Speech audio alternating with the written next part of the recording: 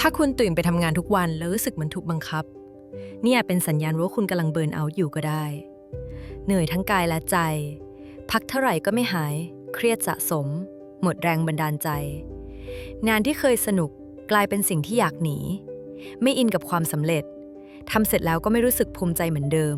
สมองเบลอ ทำงานผิดพลาดบ่อย productivity ตกอย่างเห็นได้ชัด เริ่มเกลียดวันจันทร์และรอแค่วันศุกร์